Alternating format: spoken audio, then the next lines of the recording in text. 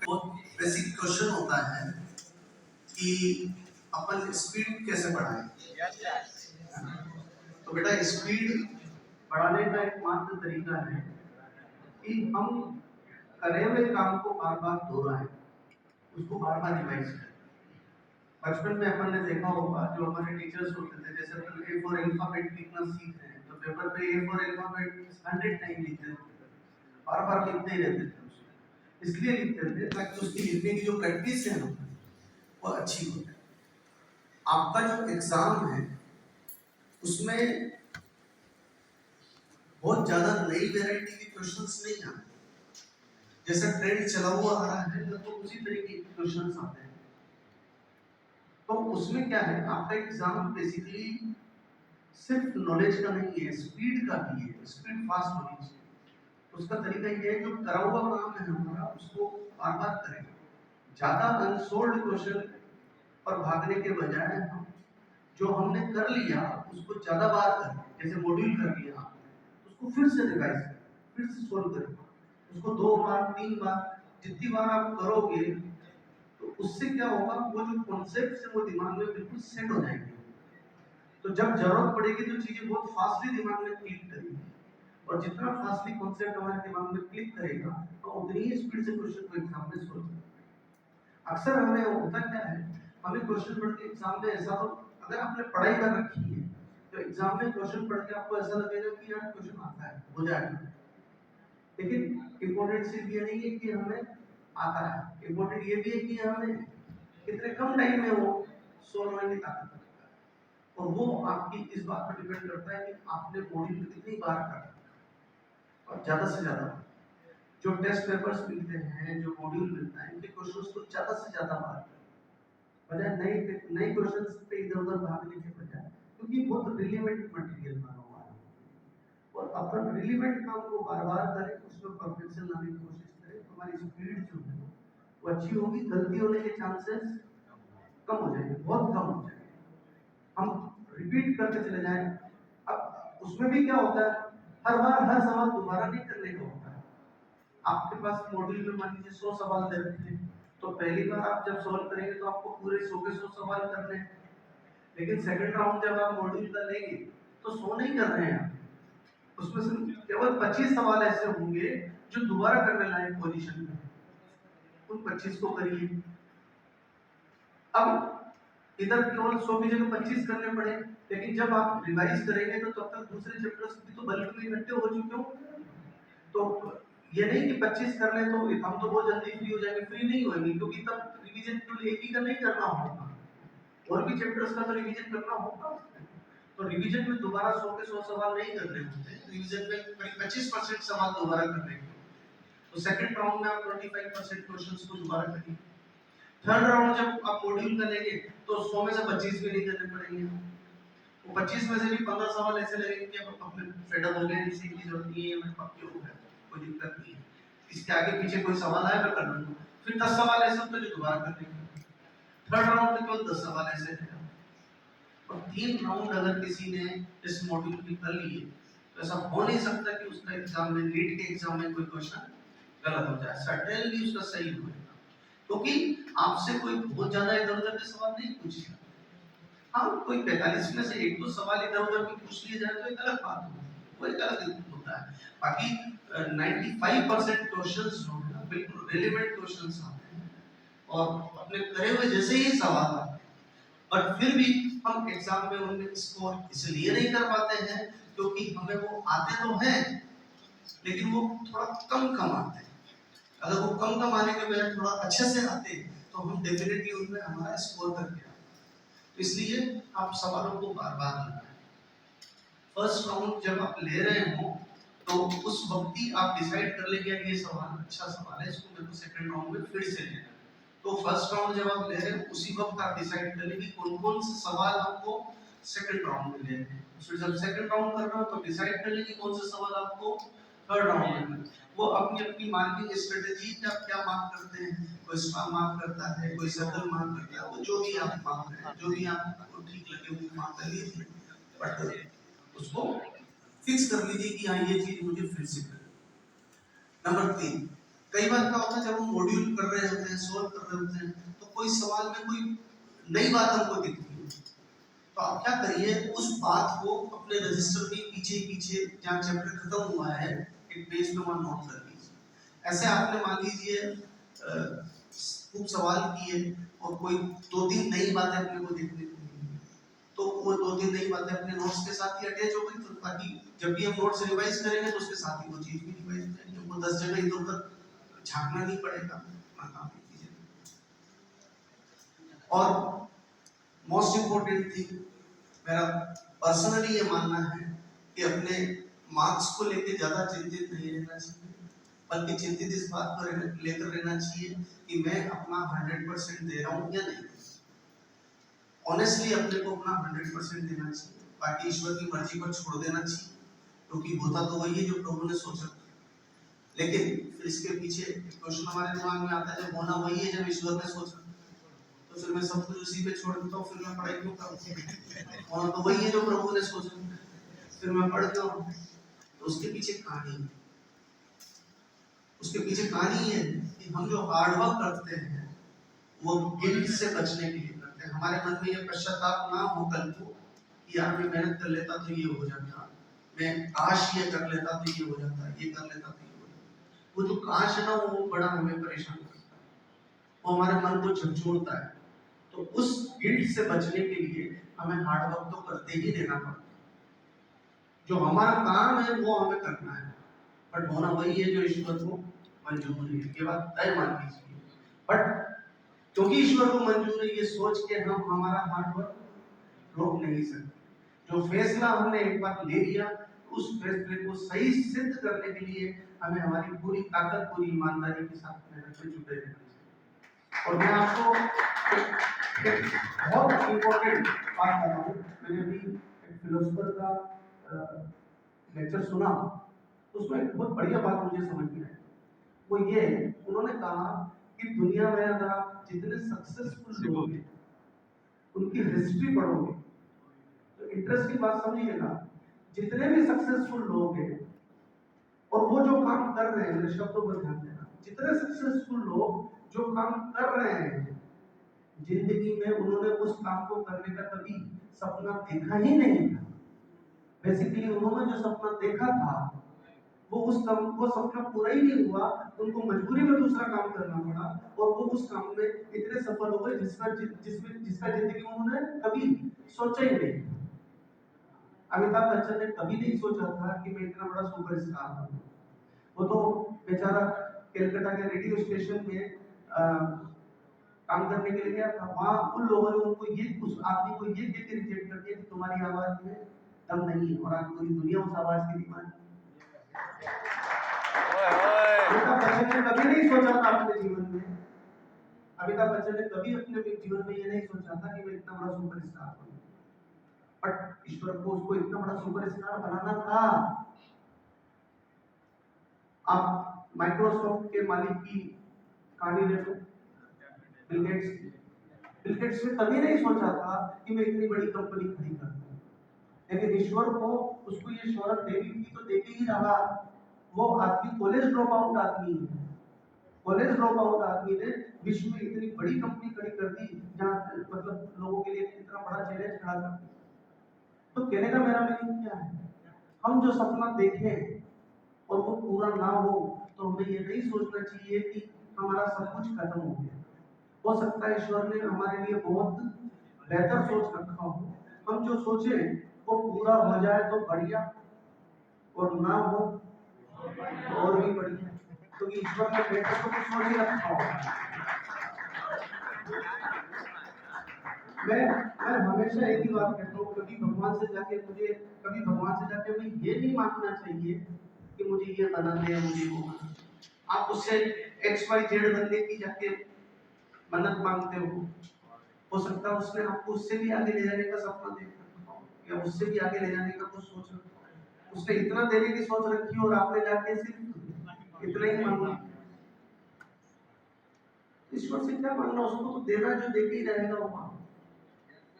उससे तो एक ही बात मांगो कि मैं अपने कर्म में कभी कर्म करने से जो कभी पीछे नहीं हटूंगा, उसमें हार्ड वर्क में मेरी कोई कमी ना है। बाकी जो आपको मेरे लिए ठीक लगता है वो आप मेरे लिए करो। ईश्वर, इसलिए ये भाई एक बहुत इंपॉर्टेंट बात बोली जाती है कि सभी सक्सेसफुल लोग डॉक्टर नहीं है, सभी सक्सेसफुल लोग डॉक्टर नहीं है, और सारे डॉक्टर सक्सेसफुल नहीं है। ऐसा नहीं है कि हम डॉक्टर बन गए तो हम टक्का लग गया तो जिंदगी में सक्सेसफुल ही हो गए, और नहीं बने तो ये भी टप्पा लग गया कि अब हम कुछ नहीं कर पाएंगे, ऐसा कुछ भी नहीं है। हाँ, हमने डिसाइड किया, हमने सपना सोचा है कि हम डॉक्टर बने, तो बिल्कुल हमें जब हमने कोई बात सोच ली तो कोई कोई कमिटमेंट ले लिया, तो उस कमिटमेंट के लिए अपनी तरफ से कोई कमी नहीं, अपनी तरफ से 100% मतलब जितनी कर सकते हैं वो पूरी मेहनत कर, ताकि बन गए तो बहुत अच्छी बात है, नहीं बने तो हमारे मन में ये गिल्ट ना आए कि यार मैं थोड़ी मेहनत और कर लेता तो शायद मैं भी बन जाता। तो वो जो काश है ना, काश ऐसा कर लेता तो मैं भी कुछ कर लेता, तो वो प्रायश्चित, वो पश्चाताप हमारे दिमाग में नहीं रहना चाहिए, और इसीलिए हम मेहनत करते हैं।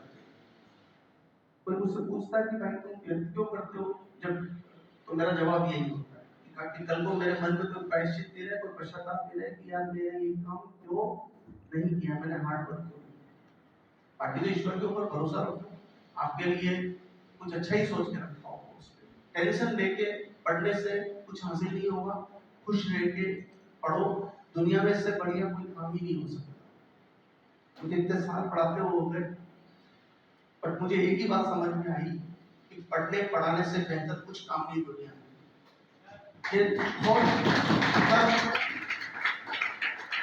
हमें भी पढ़ा के बहुत सुकून मिलता है, और अब मुझे समझ में आता है कि पढ़ने में क्या मजा है। आज जैसे मैं पढ़ाता हूँ तो मैं घर पे भी 2-3 घंटे में डेली पढ़ता हूँ, मेरी हैबिट बन गई है। मतलब जिस दिन पढ़ने को ना मिले उस दिन बड़ा अजीब सा लगता है कि यार आज का दिन खाली खाली गया है। पढ़ने में बहुत मजा है। एक्चुअली अभी क्या है, अभी आप स्टूडेंट हो इसलिए आपको दिन भर एक ही काम है, तो आपको लगता है यार हाँ क्या आफत है, ये दिन भर पढ़ने पड़ता है। लेकिन जब आप प्रोफेशनल लाइफ में आएंगे, कुछ करेंगे, यानी डॉक्टर बनेंगे या जो भी काम आप जिंदगी में करेंगे, कुछ अच्छा ही करेंगे, मतलब कोई उम्मीद ईश्वर आपको पर कृपा रखे, तो जो भी आप करेंगे तो आपको समझ में आएगा कि जिंदगी में चुनौतियां बहुत हैं, हर पल चुनौती है। और फिर तब आपको ये समझ में आएगा कि ये जो आपको भारी लग रहा था पढ़ना, ये तो कोई बहुत बड़ा काम ही नहीं है। प्रोफेशनल लाइफ में अपने आप को सर्वाइव करना सबसे डिफिकल्ट है।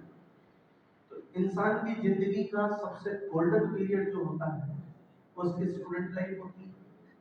आप इस फेज में है यानी आप गोल्डन जिंदगी जी, और इसलिए आपको मुस्कुराते हुए पढ़ाई करनी चाहिए, न कि इसको ये समझते हुए कि यार इतना क्या है, मैं क्या दिन भर पढ़ता रहूं।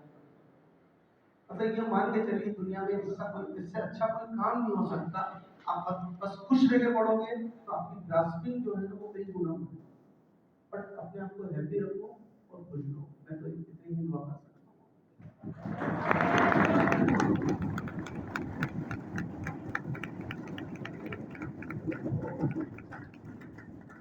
बहुत मजा आया आपके साथ पढ़ने पढ़ाने में, और मौका मिला तो फिर कोई दूसरा चैप्टर पढ़ाने का मौका मिला। गाना सर, गाना सर, गाना तो मेरे को आता ही, शायरी, चलो एक शायरी मुझे याद आ गई। यस सर, आपकी उम्र की है,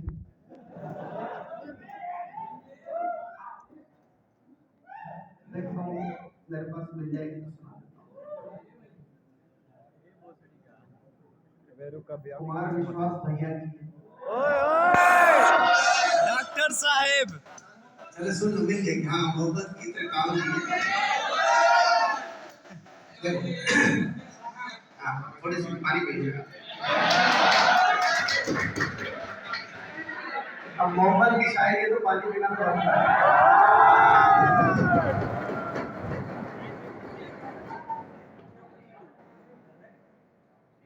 बड़ी मतलब कल ही देखने को मिली मेरे को, तो मैंने फोटो खींच के रख लिया था।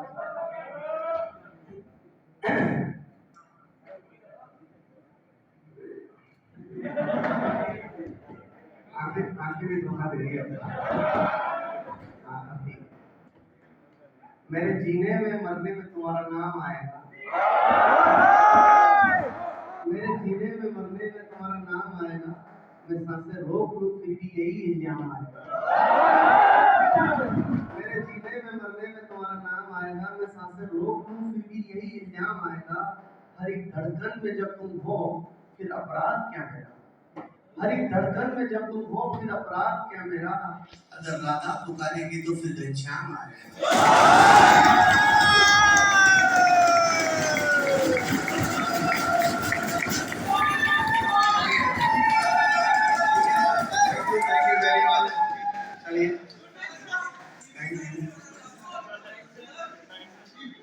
हाँ बेटा बोल, क्या कह रहा?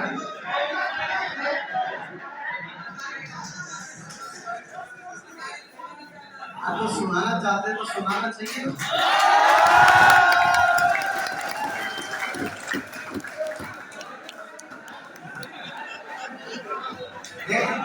देखो भैया, चाहते मन में नहीं रखनी चाहिए।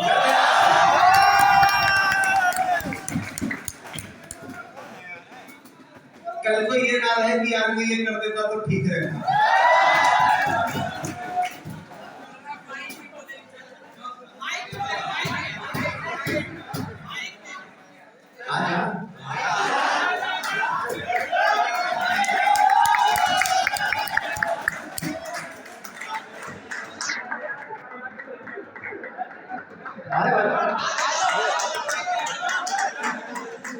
अभी रुक जाओ, अभी कुछ मत करो।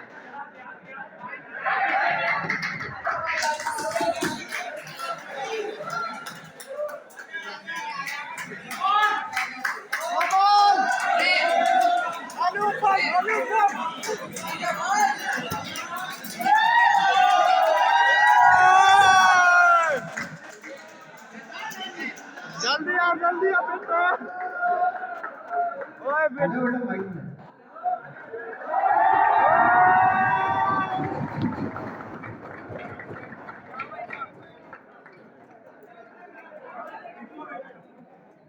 ओए जल्दी आ।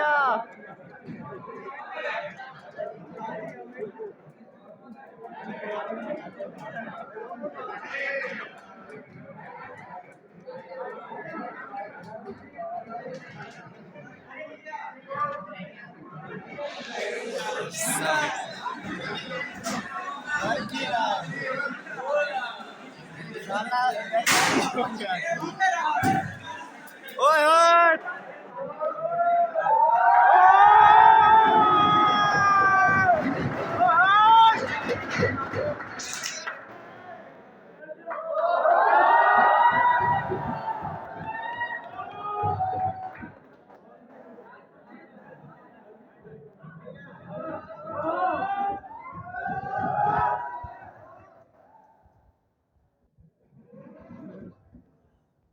मेरी किस्मत ही खुल गई,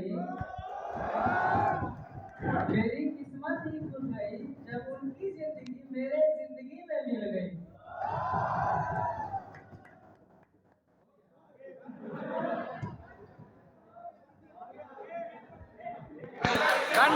कंटिन्यू। ना जाने कौन सा विटामिन है तुझमें, यार बोले भी तो।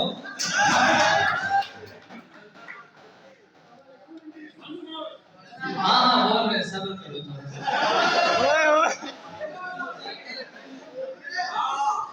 ना जाने कौन सा विटामिन है तुझमें, जब तक तेरा दीदार ना कर लूं बेचैनी सी रहती है मुझमें। हो गया, आप कितना साइड सुन रहे हो? कोई सुना भी दो।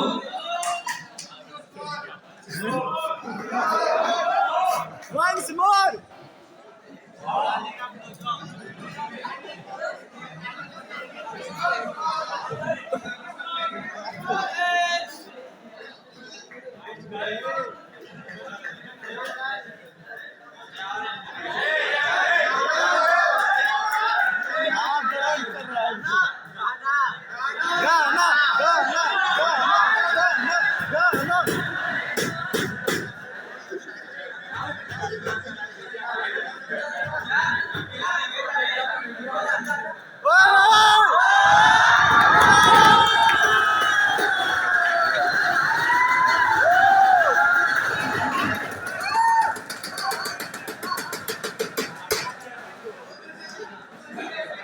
कश्मीर जिंदाबाद।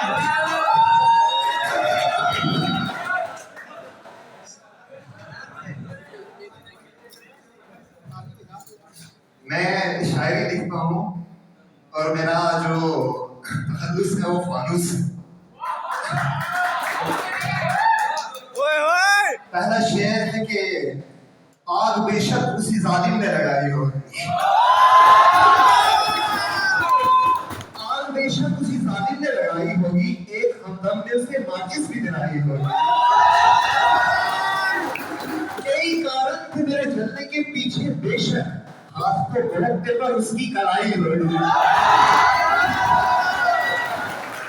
आज कुछ खत भी चलाए नहीं जाते उसको, आज कुछ खत भी चलाए नहीं जाते उसको, जिसके अल्फाज में अब वो भी रुलाई होगी।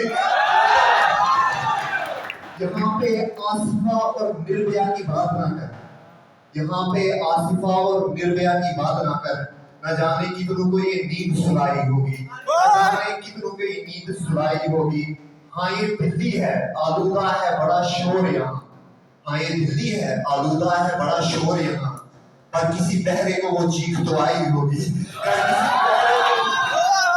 और मैं कुछ से रहता हूँ जम्मू कश्मीर से, और हर कोई यहाँ पे आके मुझे बोलता है कि वहाँ पे गोलियां होंगी, ये होगा वो होगा, कैसे रहते होगे आप? तो मैं बस ये कहना चाहूंगा कि सुना है जंग है सरहद पे न जाना फानूस, सुना है जंग है सरहद पे न जाना फानूस, और ये खबर भी टीवी ने चलाई होगी। और एक और नजर मैं सुनाना चाहूँ तो सर इजाजत है। आज आज पूरा दिन ले लो आप।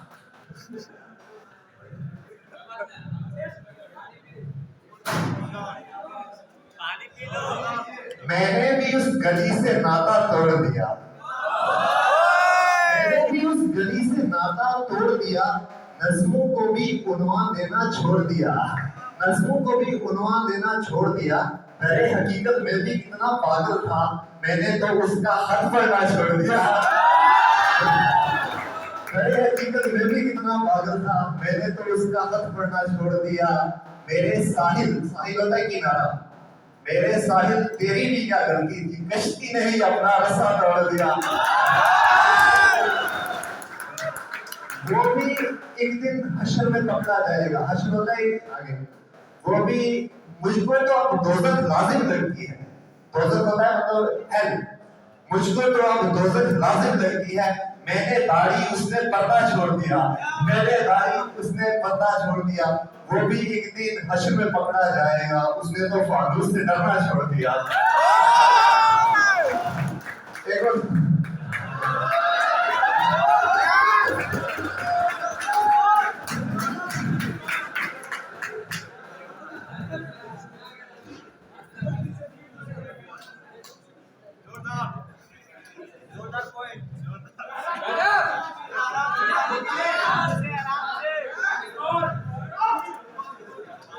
ब्रेकअप पे हो जाए।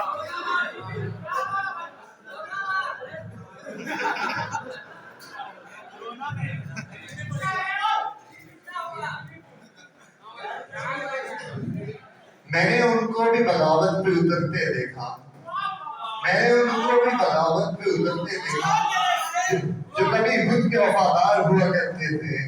राज निकला भी तो हम राज से निकला साहिब, जो कभी मेरे रजाकार हुआ करते थे। वो भी दिन थे कि पढ़ी जाती थी दिल की बातें, वो भी दिन थे कि पढ़ी जाती थी दिल की बातें। तो वो चेहरे नहीं अखबार हुआ करते थे, तो वो चेहरे नहीं अखबार हुआ करते थे। घर में पिंजरे में होता, घर में पिंजरे में होता तो फांद कर उठता, हम तो आंखों में गिरफ्तार हुआ करते थे।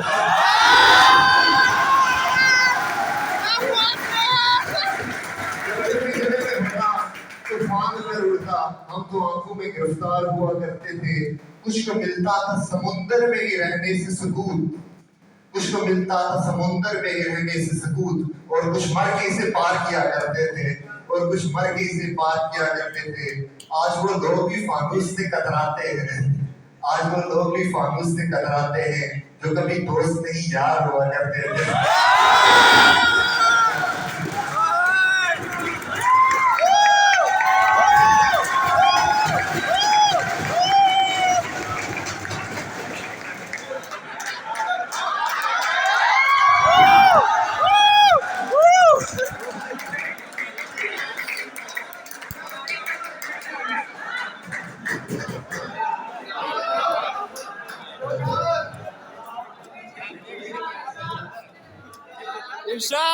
शायरी कहना चाहता हूँ। कुछ सालों बाद ये पल बहुत याद आएंगे, कि कुछ सालों बाद ये पल बहुत याद आएंगे जब हम सभी दोस्त अपनी अपनी मंजिल पर पहुंच जाएंगे।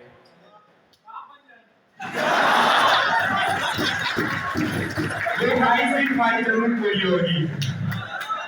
अकेले जब भी होंगे साथ गुजरे हुए पल याद आएंगे। पैसे तो शायद बहुत होंगे पर खर्च करने के लिए लम्हे कम पड़ जाएंगे। आज ज्यादा मैसेज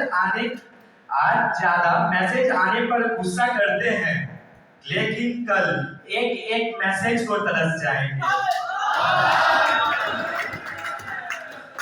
यही सोचते सोचते फिर से आंखें नम हो जाएंगी। दिल खोलकर इन लम्हों को जीरो यारो, जिंदगी अपना इतिहास फिर नहीं दोहराएगी।